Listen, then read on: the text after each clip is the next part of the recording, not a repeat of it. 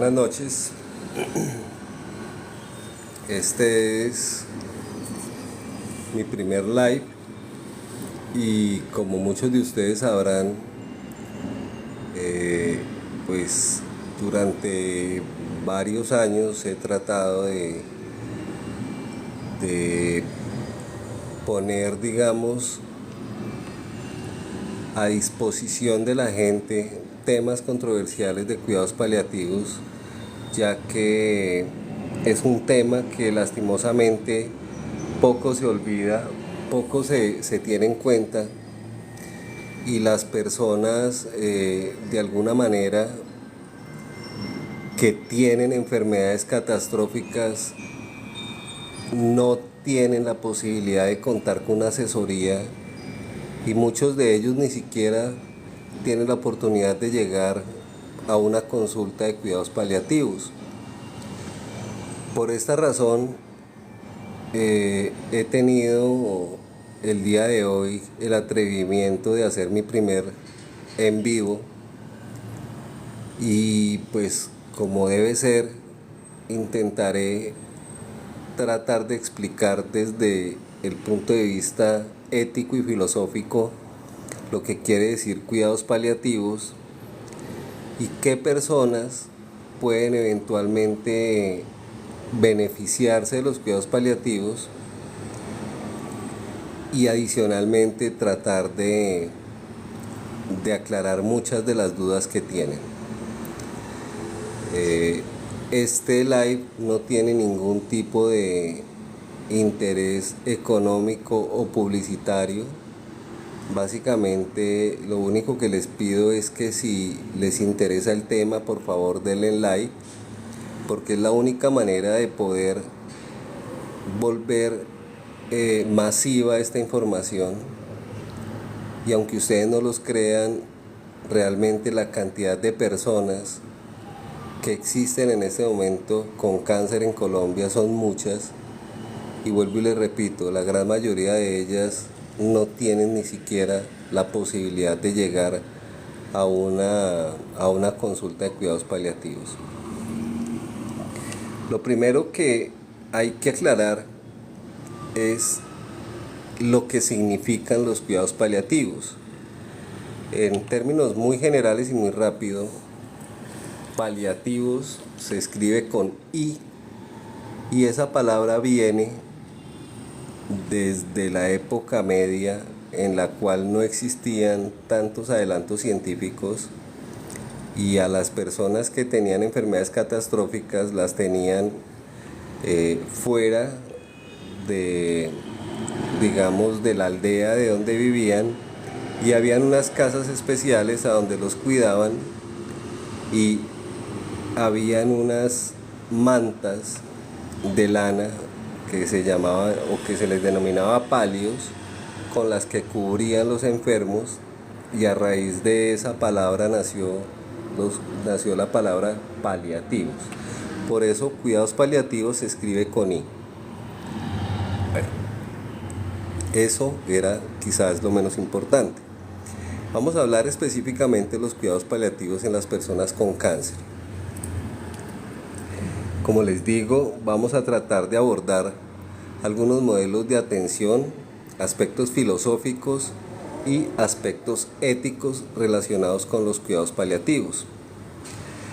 La Organización Mundial de la Salud hace mucho tiempo se viene preocupando por la expansión de los cuidados paliativos, porque se han dado cuenta que como uno de los 4 pilares del manejo del cáncer es quizás la única especialidad que puede brindarle a las personas la capacidad de mejorar su calidad de vida y vivir su vida tal y como la tenían antes.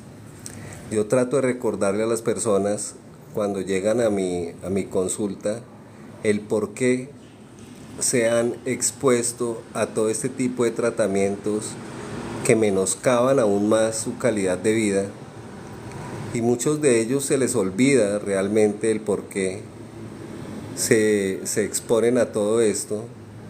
Y cuando les recuerdo que la razón por la que inicialmente decidieron hacer eso no es tanto porque quieran vivir muchísimos años más, es básicamente porque quieren tener la vida que tenían antes, tener la posibilidad de disfrutar con sus familias un día más, poder tener la oportunidad de vivir con sus hijos un día más. Y eso es algo que personalmente a mí me cambió radicalmente la visión de la vida. De alguna manera, el cáncer, cuando se ve con ojos diferentes, es una enfermedad que le permite a uno sacar lo mejor de cada persona. ¿En qué sentido? Que aprende nuevamente uno a valorar las cosas más sencillas y más básicas de la vida. A veces se nos olvida que las cosas más sencillas probablemente son las que producen mayor felicidad. Y muchas veces creemos que someternos a una quimioterapia, a una radioterapia nos va a tener con vida mucho más tiempo, pero a veces se nos olvida que la vida sin calidad de vida probablemente no tiene mayor relevancia. Como les decía, la Organización Mundial de la Salud se ha preocupado mucho por expandir los cuidados paliativos y en términos generales los objetivos fundamentales de los cuidados paliativos es el control del dolor y los síntomas que generan en ellos algún grado de sufrimiento, la prevención.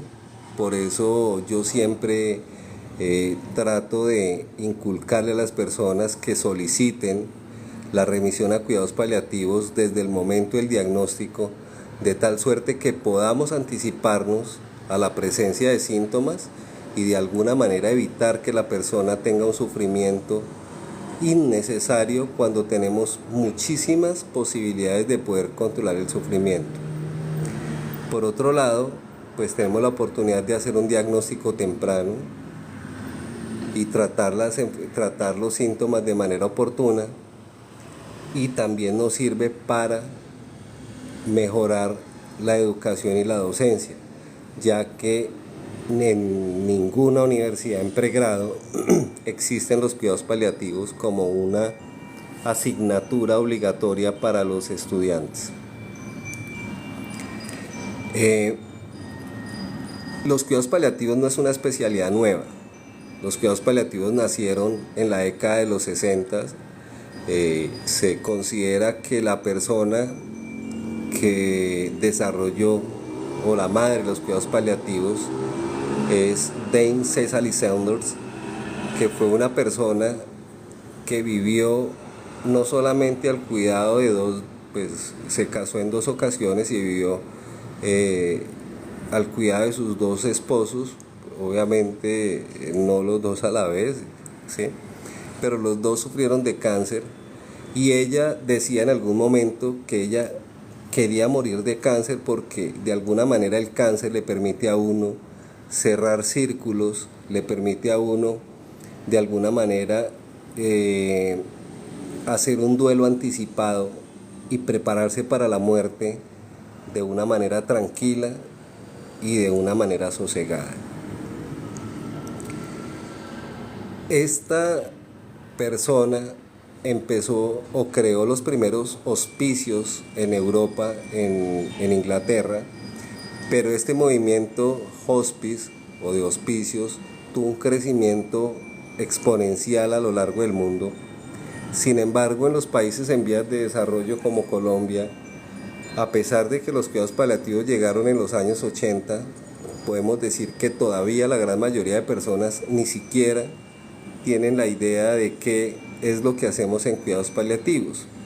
A decir verdad, existen muchísimas personas que evitan ir a la consulta de cuidados paliativos porque tienen miedo que les digan que ya no hay nada más que hacer y que la muerte se aproxima más rápido de lo que ellos creen. Entonces es como tratar de tapar el sol con las manos. Por lo tanto, podemos decir que el crecimiento, el auge de los cuidados paliativos se ha dado principalmente en Europa y en Estados Unidos, con una proporción que es similar al consumo de los opioides. El consumo de los medicamentos opioides es tan poco equilibrado que más o menos el 97% de este tipo de medicamentos se consume solamente en 8 países desarrollados. Podemos decir Canadá, Estados Unidos, España, Francia, Inglaterra, Alemania. Y en Latinoamérica solamente consumimos el 3% de los opioides que se producen en el mundo. ¿Sí? E incluso hay países aquí en Latinoamérica donde ni siquiera existen los opioides, pues no es que no existan, no se permite el uso de los opioides. Por ejemplo, en Bolivia y en países de Centroamérica. La verdad no sé cómo manejan el dolor en estos lugares, pero con absoluta certeza son personas que viven con un sufrimiento a diario. Entonces, la gran mayoría de movimiento hospicio o hospice está radicado en Europa y en Estados Unidos. Para poder desarrollar los cuidados paliativos, pues es necesario un cambio en todo el paradigma de la sociedad. Por un lado, necesitamos educación, y en parte esta es la razón por la que me atrevo a hacer este en vivo, porque pues no solamente es el primer vivo que hago, sino que aunque no parezca, estoy muerto del susto porque pues jamás había estado expuesto en directo a una cámara y mucho menos a un público que espera de mí muchas orientaciones acerca de lo que son los cuidados paliativos.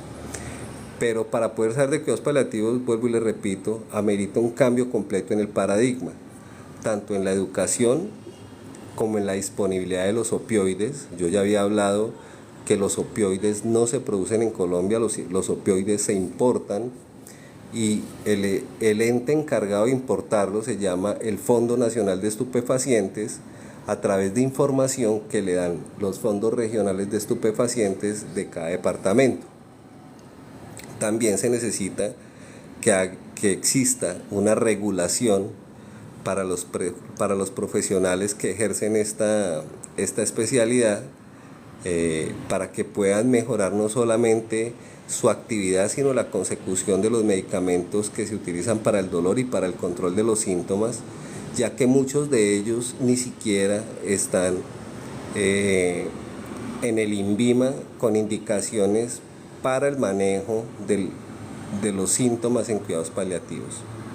Se requieren de una legislación especial. En Colombia contamos básicamente con 3 leyes. La primera fue la ley Sandra Ceballos, que marcó un hito porque dejó de lado aquello que conocíamos como el paseo de la muerte, en donde a una persona la atendían, el oncólogo la atendía en un lugar, el paliativista en otro lugar, el radioterapeuta en otro lugar, el rehabilitador en otro lugar, y esa ley ordenó que todas las unidades oncológicas, para poder funcionar, deberían tener todas las especialidades en un mismo lugar. Entonces de ahí partió, digamos, un buen quehacer en el tema de los cuidados paliativos y especialmente en el manejo del cáncer. También debe haber, pues obviamente, unas políticas especiales en la dispensación y en la consecución de medicamentos, y vuelvo y le repito, una intención del gobierno por cambiar y por poner a los cuidados paliativos en el lugar en donde se merecen. ¿Qué quiere decir la dignidad, y más la dignidad en la persona que sufre? Yo estoy cansado y lo he dicho muchísimas veces, la dignidad no es una palabra que se pueda utilizar de manera como tan liberal. La dignidad es un valor que poseemos todos los seres humanos por el solo hecho de ser personas, por el solo hecho de existir. Ya tenemos una dignidad igual a la de todo el mundo. Por lo tanto, la persona que vive en unas condiciones adversas no tiene menos dignidad que aquella persona que vive en la riqueza, ni una persona enferma tampoco tiene menos dignidad que una persona que goce de completa salud. Entonces, eso es importante que lo entendamos, porque muchas veces incluso los mismos médicos utilizamos la dignidad como una palabra similar a lo que quiere decir la calidad de vida, y eso pues es algo completamente diferente. El ser humano es un ser biológico, como les decía, alejado de cualquier tema cultural y de creencias. Es un ser que está formado básicamente por un cuerpo, por un alma y por unas creencias. Además de eso, es el único ser que tiene conciencia propia de su finitud. Y eso, a su vez, esa conciencia de la temporalidad unilateral es la que generalmente nos produce mayor sufrimiento existencial, porque nos enfrenta inexorablemente a un punto final en la vida, y nosotros estamos en un país que, aunque se considera laico, hemos estado siempre expuestos, digamos, a la cultura cristiana o a la cultura católica, en donde todo es blanco o negro, bueno o malo, Dios y el diablo, el cielo y el infierno, y eso pues realmente termina siendo una creencia que afecta de manera muy profunda lo que es la concepción propia que se tiene de la muerte. En lo personal, y siempre digo, no espero que los demás tengan una concepción igual a la mía. Yo creo que la vida es algo maravilloso. Yo no espero más que la muerte sea algo igual de maravilloso, porque finalmente lo que trasciende es lo más importante del ser humano, que es el alma. Sin embargo, con todos los adelantos científicos, tanto las personas y especialmente los médicos han convertido la muerte en algo exclusivamente racional, y de alguna manera lo han vuelto un fenómeno físico y apropiable, en el que el médico puede manipular el momento en el que una persona puede dejar de existir. Y es un error grandísimo, porque a veces a los médicos se nos olvida que también podemos estar al otro lado de la silla, o que también alguno de los que están al otro lado puede ser alguno de nuestros familiares, nuestra mamá, nuestro papá o incluso nuestros hijos, y quisiéramos para ellos una atención humana, la que nosotros muchas veces no le brindamos a las personas que buscan ayuda o buscan algún tipo de orientación de parte de nosotros.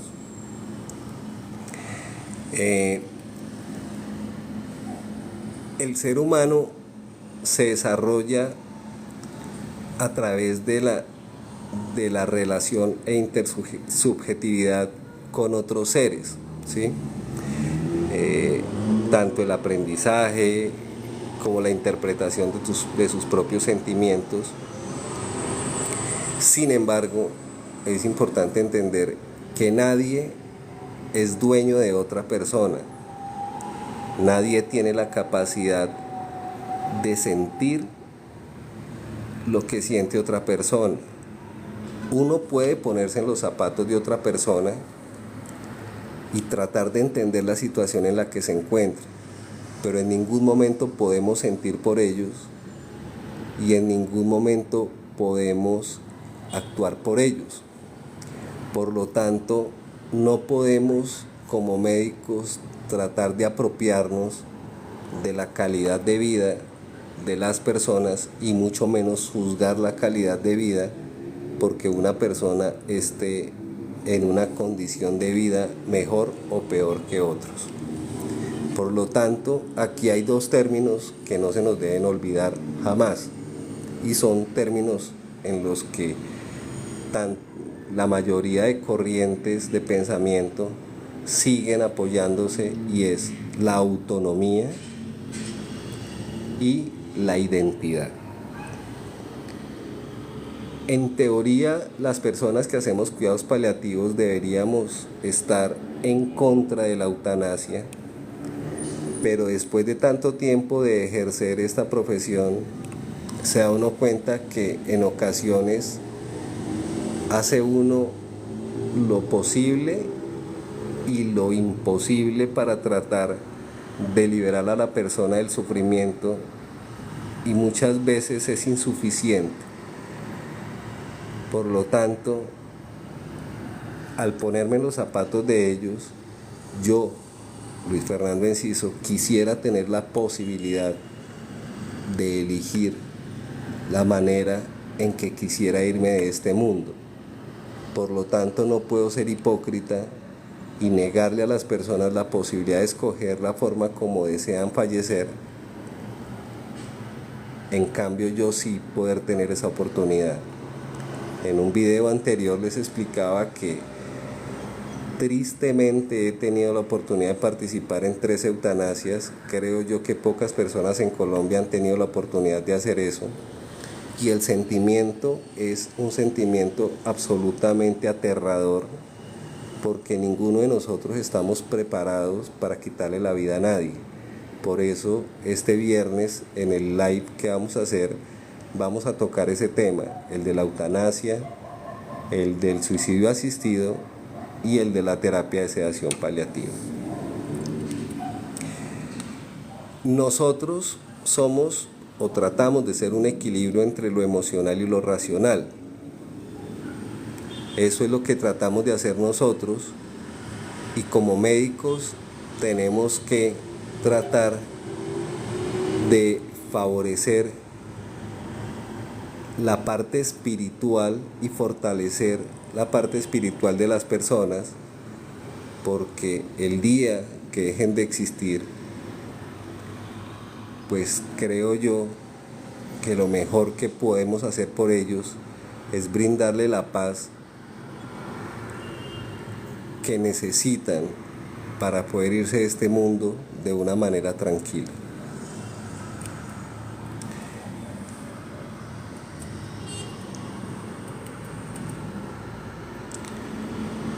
El objetivo de los cuidados paliativos es el control del sufrimiento.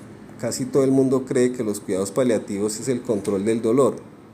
El dolor es uno de tantos síntomas que se presentan.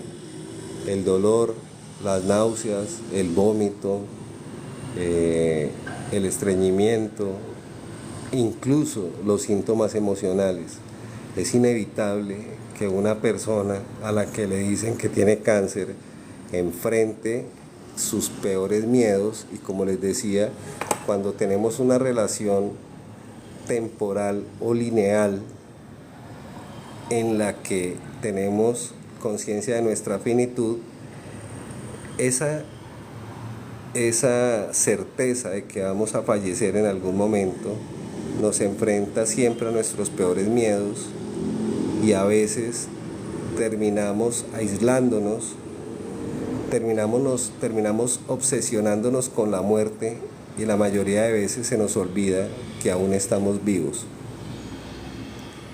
Se nos olvida que nos queda mucho por vivir, porque estamos pensando a toda hora en que nos vamos a morir. Yo conozco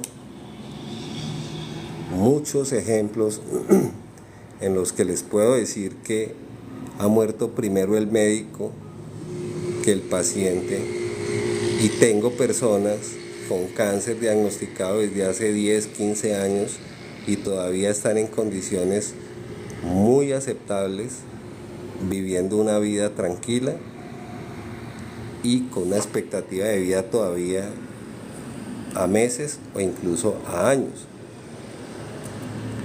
Siempre ha habido una gran controversia en equiparar los sentimientos físicos con los sentimientos emocionales.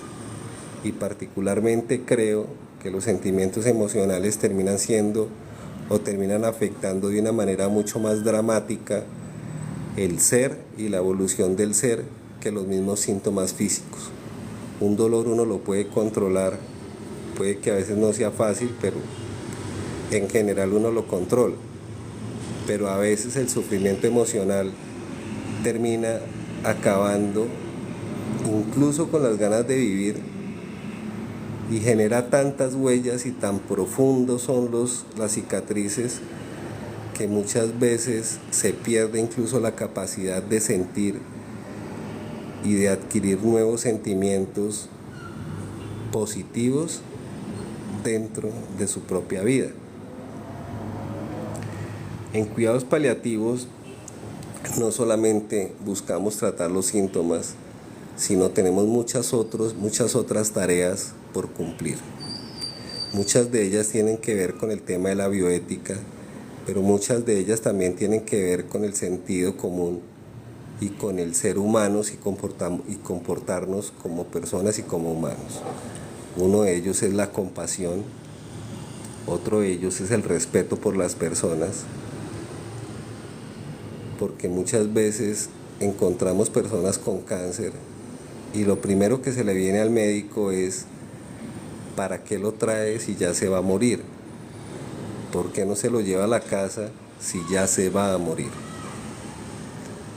El médico no está, ni mucho menos, para adivinar cuánto tiempo le queda a la persona de vida.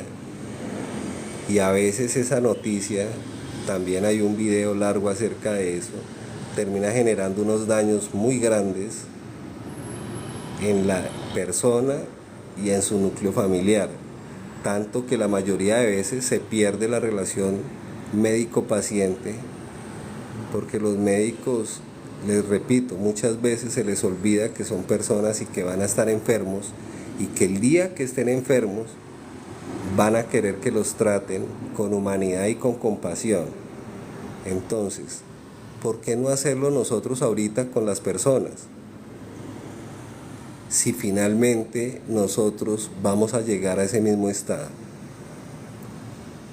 Ese es un llamado para los médicos, porque muchos estudian medicina y no solamente adquieren conocimientos, sino que adquieren un ego tan grande que a veces no caben el ego y la persona en una misma habitación.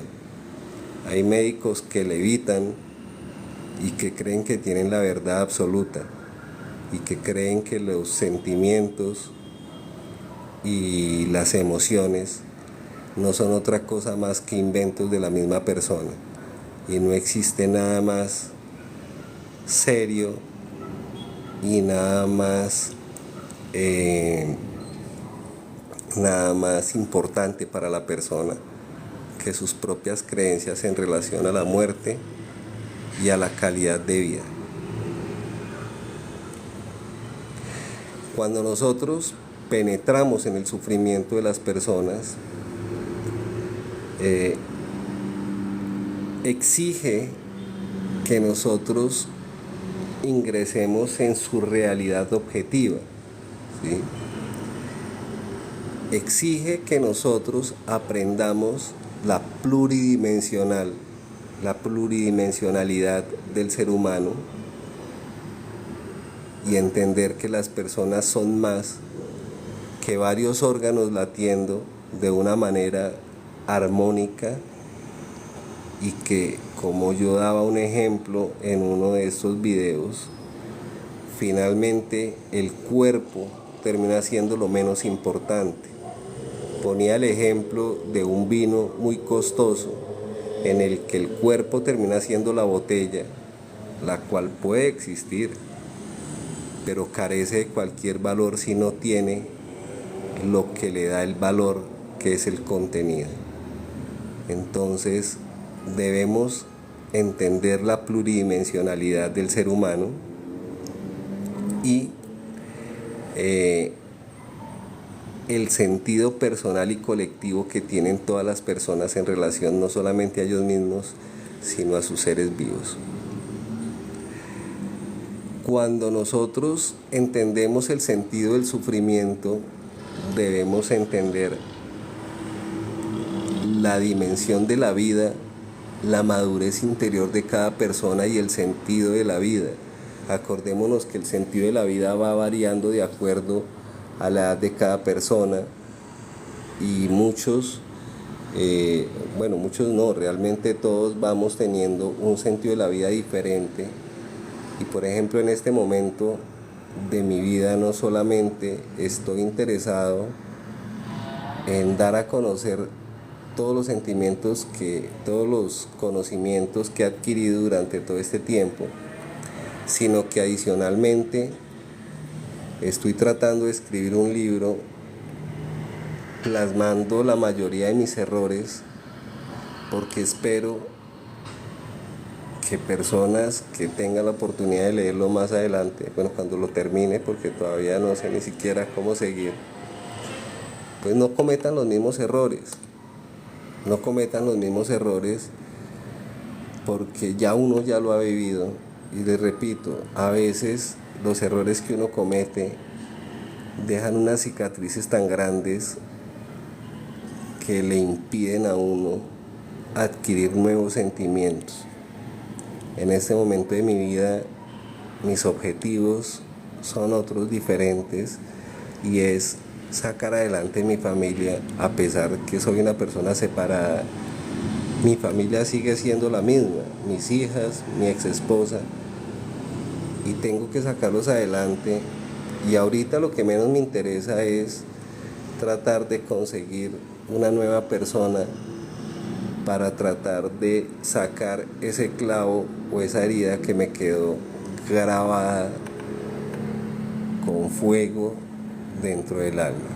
Entonces van cambiando. Cuando uno es anciano, probablemente la paz la da el poder ver crecer sus nietos, el poder tener tranquilidad, el poder ser autónomo. Cuando uno es niño, probablemente lo que quiere es uno poder jugar, poder relacionarse con sus amigos.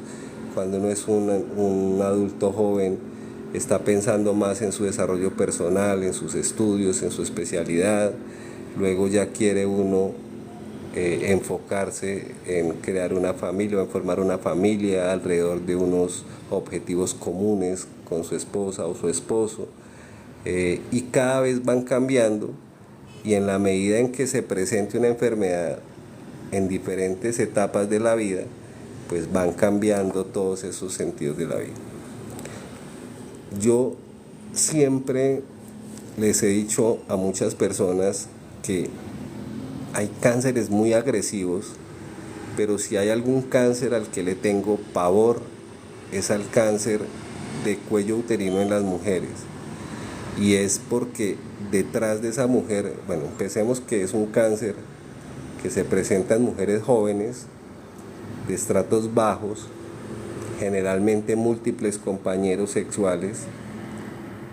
Por lo tanto, son personas o mujeres que muchas veces tienen niños muy pequeños y que tienen un altísimo valor social, porque el morir estas personas pues van a hacer que queden una gran cantidad de pequeños sin ningún tipo de orientación durante su vida, y realmente son casos dramáticos que a uno le marcan siempre la forma como ve la vida. Ni qué decir de los niños con cáncer. Por eso digo que muchas veces el cáncer saca lo mejor de uno y le vuelve a enseñar a uno que lo importante de la vida son las cosas más sencillas y más básicas. Y eso es algo que no se nos debe olvidar.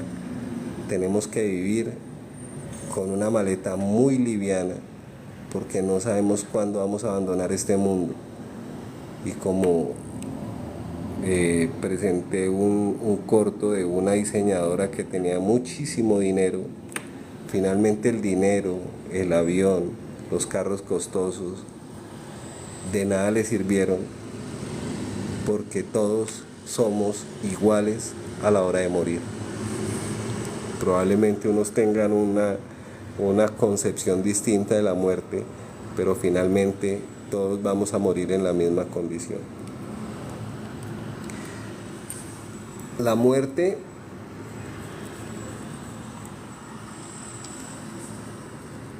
es algo que por lo general no figura en nuestro consciente porque creemos que nunca nos va a tocar.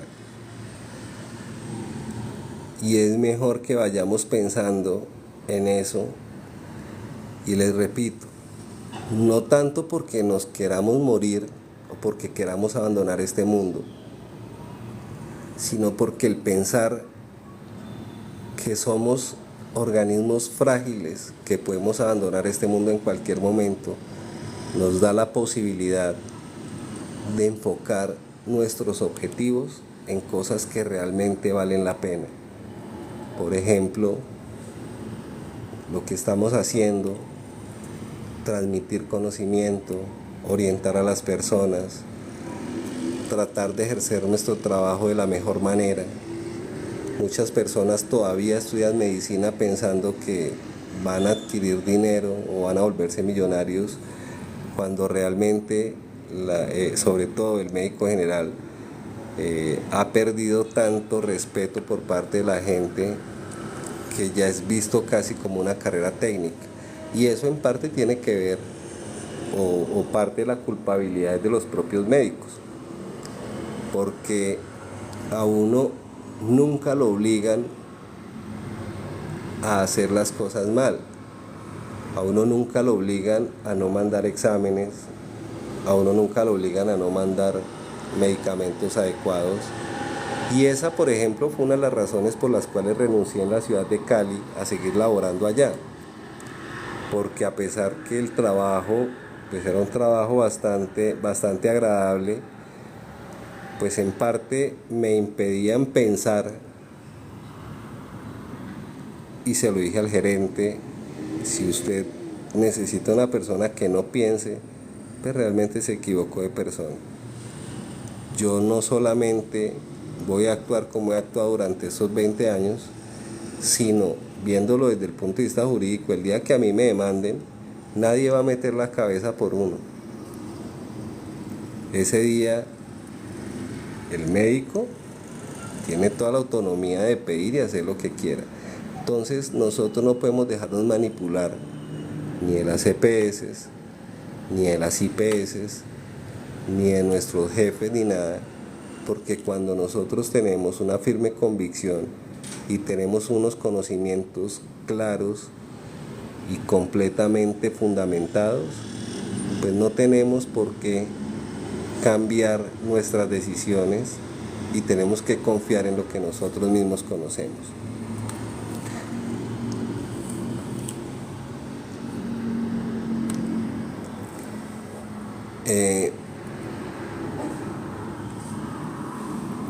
Voy a leer un pensamiento que me gusta mucho, y es: adiós amigos. Y lo leo porque sucede muchísimas veces con las personas que están muriendo o que están en un estado terminal o cercano a la muerte. Me he sentido morir y aún estoy viva. Tengo ansias de vivir y ya estoy muerta. Muchas veces las personas enfermas las matamos antes de que la persona deje de existir. Esas palabras de que ¿para qué la traen si ya se va a morir? Llévesela para la casa para que muera en paz, acostúmbrese a vivir con el sufrimiento. Son palabras que no deberían existir en nuestro vocabulario. Lo mismo que limitar el esfuerzo terapéutico. Nosotros nunca, jamás podemos limitar nuestros esfuerzos. Todo lo contrario, nuestro juramento hipocrático nos obliga a hacer todo lo posible para que las personas que están a nuestro cargo tengan la mejor calidad de vida posible. Y por eso les digo, que es mejor reorientar los esfuerzos terapéuticos hacia un control de los síntomas y hacia una mejor calidad de vida, y no podemos limitarnos a poder llevar a esa persona a una mejor existencia. Acuérdense que para ser buen médico solo se necesita una cosa, y es tener la capacidad de ponerse en los zapatos del enfermo. No podemos sentir el dolor de ellos, pero podemos tener en nuestra conciencia la capacidad de imaginarnos estar en una situación de esas y actuar como quisiéramos nosotros que actuaran con nosotros mismos o con nuestras familias. Solo se necesita eso, no se necesita ser un genio. Por eso los médicos deben estudiar por vocación, no deben estudiar para conseguir dinero, aunque hay algunos que consiguen mucho dinero y se lo merecen probablemente porque han estudiado mucho, pero es el producto de un trabajo continuo y de un estudio permanente, y no es el solo hecho de ser médicos lo que los lleva a tener dinero. Entonces no debemos actuar pensando en una recompensa económica, ni siquiera en una recompensa emocional o en una carta de felicitaciones. Debemos actuar movidos única y exclusivamente por un sentimiento de solidaridad y de compasión.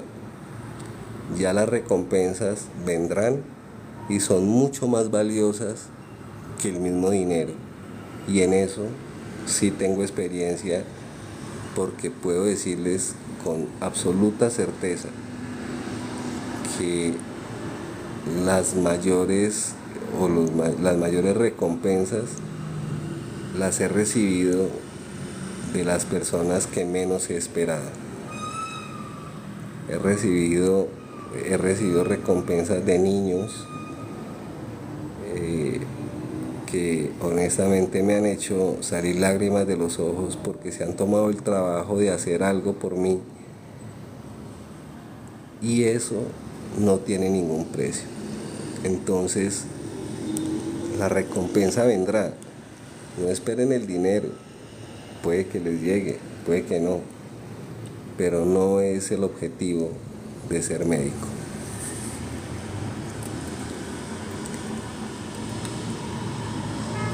Cuando nosotros hablamos a veces de dignidad, nos referimos a la calidad de vida, y la calidad de vida es algo que debe ser única y exclusivamente valorado por la persona que está enferma, no por el médico y no por los familiares. Los familiares tampoco pueden decir que es que lo que está viviendo su familiar no es calidad de vida. Solamente la persona que está sufriendo o que está enferma puede calificar su calidad de vida. Y eso básicamente porque la calidad de vida implica todas y cada una de los componentes de la vida de una persona: la parte emocional, la parte física, económica, las creencias, la parte teológica, la parte filosófica, la parte sociológica, la parte cultural, tecnológica, ecológica, etc. Todo eso es lo que compone finalmente la calidad de vida de una persona, y por lo tanto solamente ellos tienen la capacidad de calificarla, y por lo tanto nosotros debemos abstenernos a dar ese tipo de juicios de valores. Un consejo, se los digo porque, vuelvo y les digo, más sabe el diablo por viejo que por diablo. Yo tenía la costumbre de juzgar, y especialmente cuando veía ancianos abandonados, pero uno nunca sabe cómo fue la vida de ellos y cómo se comportaron ellos a través de su vida. No quiero referirme a la persona, pero me marcó muchísimo una persona que venía desde España a cuidar a su papá, pero no estaba siempre, y en algún momento traté de increparla porque pues era injusto que su papá estuviera solo. Resulta que el papá a ella y a su hermana las volvió sus amantes y las violó desde que eran muy pequeñas. A su mamá la trató como un saco de boxeo. Y esta persona, después de haber acabado, o de que este señor hubiese acabado con la vida de esta persona, tuvo la generosidad de volver nuevamente en los últimos momentos de vida del señor a cuidarlo porque era su papá. Entonces, desde ese momento decidí nunca jamás volver a juzgar a priori a las personas, porque siempre se equivoca uno. Y eso es un consejo que se los dejo, porque estamos en un momento de transición en el que todavía existen muchas personas ancianas, centenarias y supercentenarias, que vieron en una época distinta en el que el machismo era algo completamente permitido y la mujer era literalmente un objeto de propiedad del marido, y él hacía con ella literalmente lo que quería. Entonces muchos de ellos se comportaron de una manera atroz, y pretender ahorita que hayan sentimientos de amor o de compasión por una persona que los trató tan mal, pues realmente no es fácil. Por lo tanto, tenemos que, antes de juzgar la calidad de vida, darnos cuenta no solamente de la vida global, sino de todas las dimensiones que componen cada individuo. Y constituye esta calidad de vida un puente entre el sentido de la vida y lo que es propiamente la calidad de vida. Quiero dejarles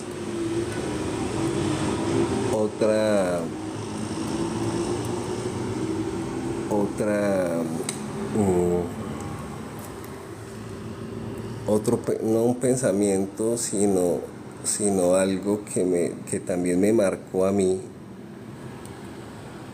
Y antes de hablar eso, pues quiero mencionarles que muchas veces los médicos convertimos los pacientes en entes biológicos y los tratamos como entes biológicos, y cuando nosotros volvemos la persona en un ser eminentemente biológico, estamos atentando contra la identidad del ser humano. Entonces, cuando tratamos a alguien, debemos no solamente abordar la parte física, sino también toda la parte emocional. Pero esto que les quiero leer me ha marcado muchísimo, porque parte de nuestra función no es solamente controlar los síntomas, sino también acompañar, consolar, disipar el miedo, aclarar dudas y generar una transición entre la vida y la muerte, para que las personas puedan partir con la mayor tranquilidad posible.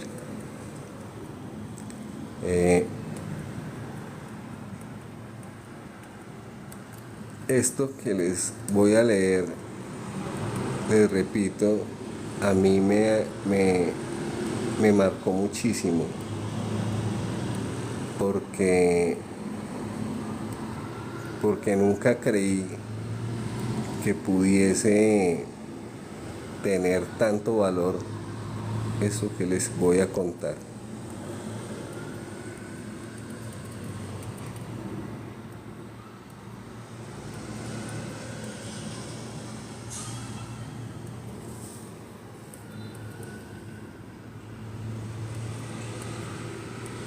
Permítanme, ya lo voy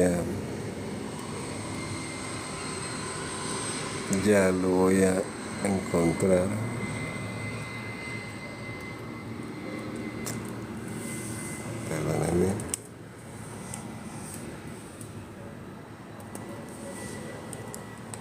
pero me parece supremamente importante porque es un pensamiento que realmente vale la pena interiorizarlo.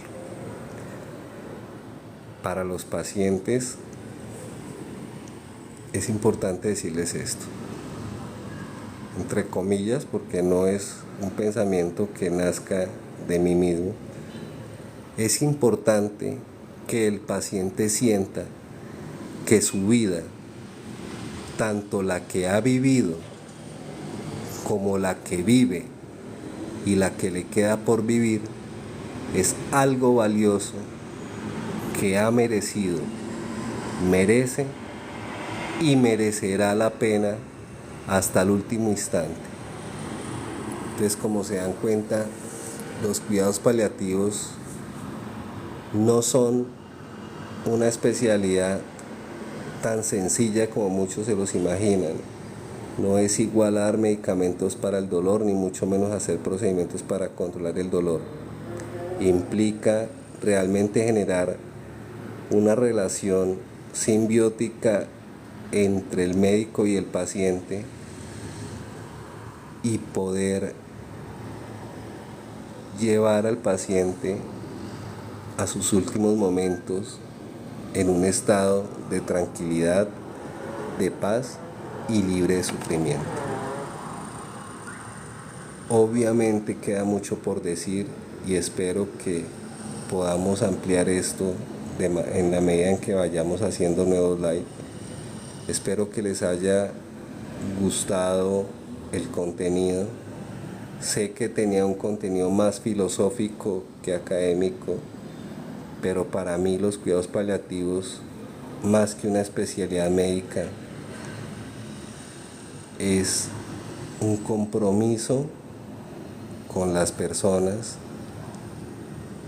y es finalmente una especialidad o la especialidad que más lo acerca a uno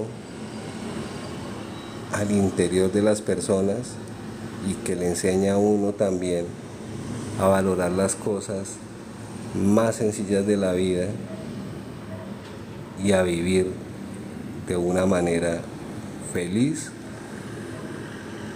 y sin tantas ataduras.